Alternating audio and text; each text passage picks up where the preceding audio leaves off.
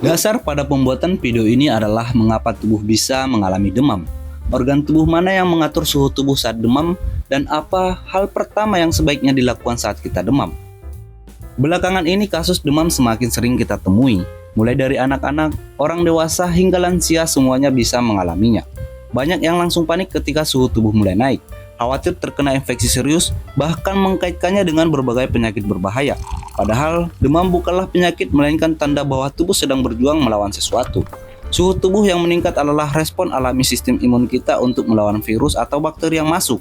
Namun, rasa tidak nyaman, menggigil dan lemas seringkali membuat orang berpikir apakah ini demam biasa atau tanda penyakit serius. Pertanyaan inilah yang sering muncul di masyarakat setiap kali tubuh mulai terasa hangat.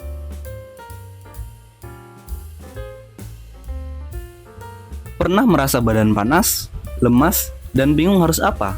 Kebanyakan dari kita langsung mikir, wah, lagi sakit nih. Tenang, kita bahas kenapa demam bisa muncul dan cara menanganinya. Patogen seperti bakteri, virus, jamur, atau parasit masuk ke dalam tubuh melalui kulit, saluran pernapasan, pencernaan, atau darah. Patogen melepaskan toksin atau produk metabolik yang memicu aktivasi sistem imun. Saat itu, sel pertahanan seperti monosit, makrofag, dan sel endotel segera aktif. Sel-sel ini kemudian melepaskan sitokin pirogenik, yaitu interleukin 1, interleukin 6, tumor necrosis factor, dan interferon. Maka sitokin inilah yang memberi sinyal ke otak untuk menaikkan suhu tubuh. Sitokin tersebut mempengaruhi endotel di hipotalamus. Dan di sini terbentuklah prostaglandin E2 atau PGE2. Zat yang berperan penting dalam menaikkan titik pengaturan suhu.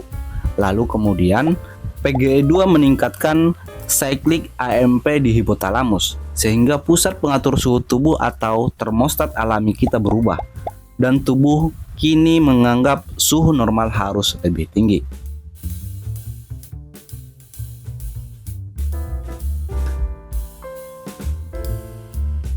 Untuk mencapai suhu baru ini, tubuh meningkatkan produksi panas. Misalnya dengan menggigil, akhirnya muncullah kondisi yang kita kenal sebagai demam.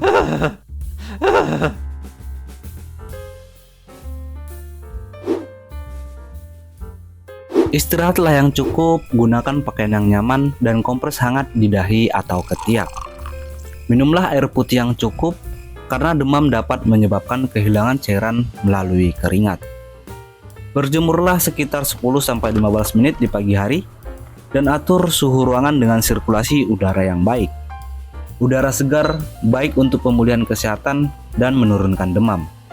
Mandilah menggunakan air hangat sekitar 10 menit untuk membuat tubuh menjadi rileks.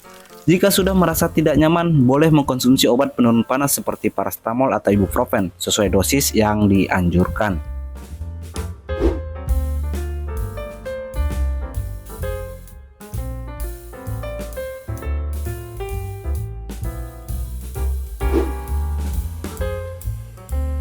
Bijaklah dalam mengkonsumsi antibiotik, karena resistensi antibiotik dapat menyebabkan bakteri kebal sehingga menyulitkan pengobatan infeksi dan dapat berisiko serius hingga kematian.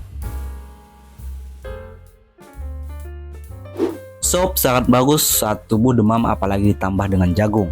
Terbitan Journal of Agricultural and Food Chemistry menunjukkan bahwa jagung memiliki jumlah antioksidan yang lebih tinggi daripada biji-bijian lainnya yang mampu melawan radikal bebas. Menurut Asian Pacific Journal of Tropical Biomedicine, khasiat madu bagi kesehatan seakan tak ada habisnya karena mengandung zat antibakteri serta dapat meningkatkan fungsi sistem kekebalan tubuh. Ingat, demam bukan musuh tapi tanda bahwa tubuh sedang berjuang. Yang penting kita tahu kapan harus waspada dan bagaimana membantu tubuh pulih dengan aman.